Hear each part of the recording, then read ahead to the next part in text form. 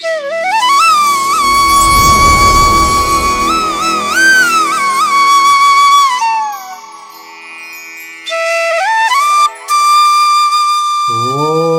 శ్రీ సచ్చిదానంద సమర్థ సద్గురు సాయినాథ్ మహారాజ్ కీ జై. ముందుగా సాయి భక్తులందరికీ నమస్కారం అండి. వీడియో చూస్తున్న ప్రతి ఒక్కరిపైన ఆ సాయినాథుని ఆశీస్సులు ఉండాలని, బాబా గారి భక్తులందరూ ఎప్పుడూ కూడా ఆనందంగా సంతోషంగా వారి జీవితాన్ని గడపాలని మనస్ఫూర్తిగా కోరుకుంటూ ఈ వీడియో స్టార్ట్ చేస్తున్నాను ఫ్రెండ్స్. ఎప్పటిలాగే ఈరోజు కూడా బాబా గారు తన బిడ్డలందరి కోసం ఒక చక్కటి సందేశాన్ని అయితే తీసుకొచ్చారండి. ఈ సందేశంలో బాబా గారు తన బిడ్డలతో ఏమంటున్నారంటే, బిడ్డ, నువ్వు నా ప్రియమైన బిడ్డవి. నీ కోరికలన్నీ నేను తీరుస్తానమ్మా. నీ ఆశలు నేను కాక ఇంకెవరు తీరుస్తారు చెప్పు? ఒక్కసారి నేను చెప్పేది వినమ్మా. చూడు తల్లి, నువ్వు నా బిడ్డవి. నేను నిన్ను నా బిడ్డగా ఎంచుకున్నాను తల్లి. నువ్వు కాదు అన్నా సరే, నేను నీ తండ్రినే. నిన్ను కాపాడాల్సిన బాధ్యత కూడా నాదే. నీ చుట్టూ ఉన్న మనుషులను చూసి నువ్వు భయపడినప్పుడు నిన్ను చేరదీసి ధైర్యం చెప్పింది నేనే కదా. ఒక విషయం గుర్తించుకోమ్మా, నా ఆశీర్వాదం నీకు దక్కింది అంటే ముల్లోకాల ఆశీర్వాదం నీకు కలిగినట్టే. నీకు ఎలాంటి కష్టకాలం ఎదురైనా సరే అస్సలు భయపడకు. నేను నీకు తోడుగా ఉన్నంత వరకు నీ నీడను కూడా ఎవ్వరూ ఏమీ చేయలేరు. ధైర్యంగా ఉండు. పట్టుదలతో ముందుకు అడుగు వెయ్యి బిడ్డ. దేనినైనా సాధించగలను అనే మనోధైర్యంతో ఉండు. నన్నే ప్రతి క్షణం తలుచుకుంటున్న నిన్ను నేను ఎందుకు చేరదీయను చెప్పమ్మా. నీ చెయ్యి నేను అస్సలు వదలను. జీవితంలో ఎన్నో కష్టాలు వస్తూ ఉంటాయి, పోతూ ఉంటాయి. వాటిని చూసి జీవితం అంతా అలానే ఉంటుందనుకుని జీవితంపై విరక్తి చెంది ఉన్నావు కదా. దిగులు పడకు బిడ్డ, నీకైన కాలం వచ్చేసింది. ఎప్పుడూ కూడా కన్నీటి కళ్ళతో ఉండకు తల్లి. నీకు తోడు నీడగా నేనుంటాను. మాట ఇస్తున్నానమ్మా. నీ అవసరాలన్నింటినీ నేను తీరుస్తాను. నీకు ఎప్పుడు ఏది కావాలో అప్పుడు ఆ క్షణం నువ్వు అడగకుండానే అది నీ చేతిలో పెడతాను. నీ తండ్రిపై నమ్మకం ఉంచు తల్లి. నీకు కావలసిన జీవితం నీకు చేరబోతోంది బిడ్డ. నీ కోరికలన్నీ తీరబోతున్నాయి. ఆ కాలం ఎంతో దూరంలో లేదు, అతి దగ్గరలో నీ వద్దకు నువ్వు కోరినవి అన్నీ రాబోతున్నాయమ్మా. ఇప్పుడు నీకున్న కష్టాలకు ఒక మంచి తీర్పు ఇవ్వబోతున్నాను. నీ వాకిట ముందు నీకు కావలసినవి నిలబడతాయి తల్లి. వాటిని నువ్వు వెతుక్కుంటూ వెళ్ళడం కాదు, అవే నిన్ను వెతుక్కుంటూ రాబోతున్నాయి.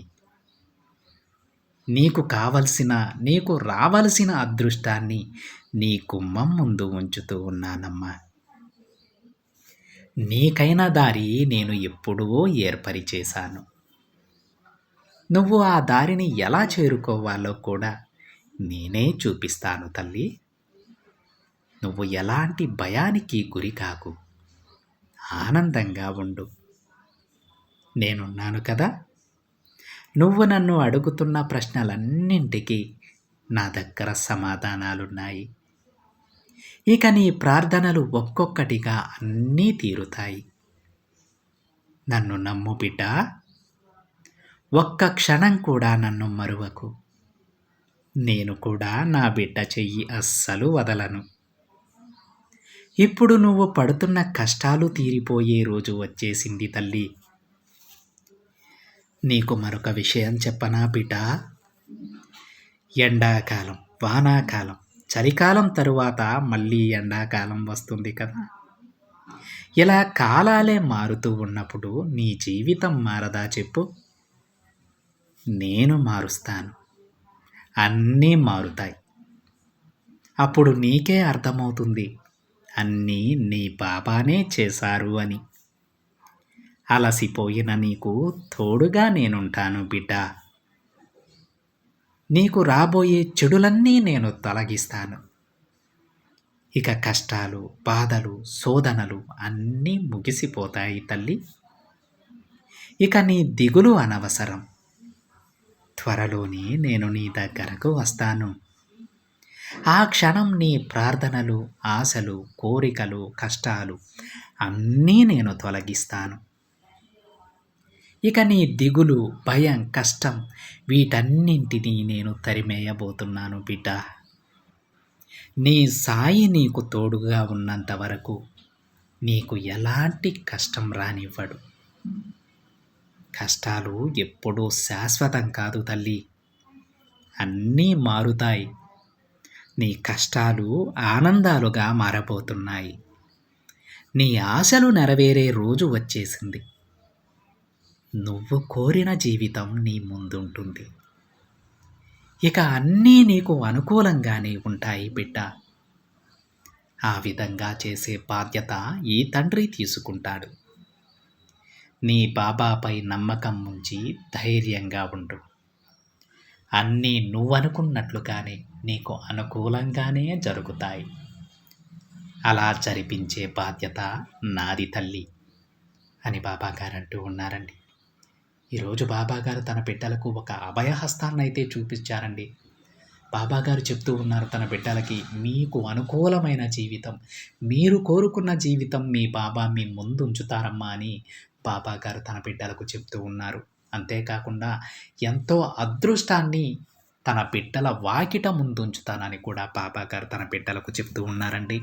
మరి ఎవరైతే బాబాగారిని ప్రార్థిస్తూ ఉంటారో, ఆరాధిస్తూ ఉంటారో, ప్రతి విషయాన్ని బాబాగారితో పంచుకుంటూ ఉంటారో, అలాంటి బిడ్డలందరూ కూడా ఈరోజు ఎంతో సంతోషించాల్సిన విషయం. వారి కష్టాలన్నీ తొలగిపోతున్నాయి. బాబాగారి చల్లని దీవెనలు వారికి అందబోతున్నాయి. బాబాగారి స్వయంగా వారింటి ముందు వారు కోరుకున్నటువంటి కోరికలన్నీ నెరవేర్చి ఇవ్వబోతున్నారండి. మరి అలాంటి అదృష్టమైనటువంటి సంతోషకరమైనటువంటి రోజులని మీరు ఎంతో ఆనందంగా ఆహ్వానించాలి. అంతేకాని బాధపడుతూ కూర్చోకూడదు. బాధపడుతూ కూర్చుంటే వచ్చేటువంటి అదృష్ట లక్ష్మి కూడా గడప దాకా వచ్చి వెనక్కి వెళ్ళిపోతుందండి. ఏ ఇంట్లో అయితే సంతోషం ఉంటుందో, ఏ ఇంట్లో అయితే ఆనందం ఉంటుందో, ఆ ఇంట్లోనే సకల దేవతలు కొలువై ఉంటారన్న విషయం గుర్తుపెట్టుకోండి. ఈరోజు బాబాగారు చెప్పిన సందేశంలో ఉన్న అంతరార్థం అదే అండి. ప్రతి ఒక్కరికి అర్థమైందని అనుకుంటున్నానండి. ఇది ఫ్రెండ్స్ ఈరోజు బాబాగారి సందేశం. వీడియో నచ్చితే ఒక చిన్న లైక్ చేయండి ఫ్రెండ్స్. మరికొంతమంది సాయి భక్తులకి షేర్ చేయండి. మొదటిసారిగా ఛానల్ని చూస్తున్నట్లయితే సబ్స్క్రైబ్ చేసుకొని పక్కనే ఉన్న బెల్ ఐకాన్ని యాక్టివేట్ చేయండి. మరొక బాబాగారి సందేశంతో మరొక వీడియోలో కలుద్దాం. అంతవరకు ఓం సాయిరామ్.